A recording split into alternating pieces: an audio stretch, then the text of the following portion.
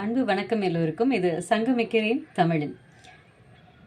ஒரு ஜென்ரலான ஒரு விஷயம், ட்ரெஸ் யுவர் செல்ஃப் அப்படிங்கிறதும் லவ் யுவர் செல்ஃப் அப்படிங்கிறதும் இப்போ ரொம்ப பரவலாக ட்ரெண்டிங்கில் இருக்கக்கூடிய ஒரு விஷயமா இருக்குது. பாரதியார் பிடிச்சவங்க இந்த விஷயத்தை மறக்க மாட்டாங்க. அவர் நிறைய விஷயம் சொல்லியிருக்காரு. குறிப்பாக பெண்ணியம் சார்ந்து யோசிக்கும் போது, நீ உன்னை ரொம்ப அழகுப்படுத்திக்கிற, பொட்டு வைக்கிற, பூ வைக்கிற, உன்னை நீ ரொம்ப அழகுப்படுத்தி தயார்படுத்திக்கிற அப்படின்னா சீக்கிரமே யாரோ ஒருத்தருக்கு நீ அடிமையாக போகிறேன்னு அர்த்தம் அப்படின்னு சொல்லியிருப்பாரான்.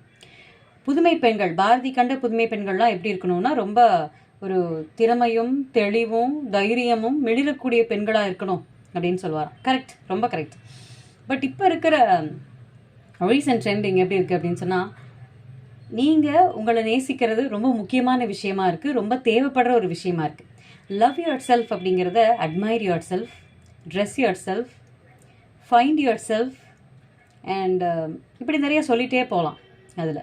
ஸோ உங்களை நீங்களா ஆழமாக நீங்கள் நேசிக்கணும், உங்களை நீங்கள் விரும்பணும், பேசிக்லேருந்து உங்களை நீங்கள் கவனிக்கணும்.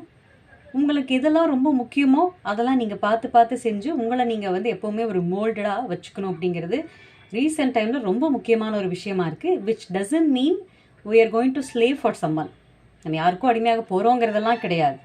But we can be ourselves. இல்லை, ஒரு அட்வர்டைஸ்மெண்ட்டில் கூட சொல்லுவாங்க, being a mom doesn't mean you can't be yourself அப்படின்னு. So love yourself, be yourself.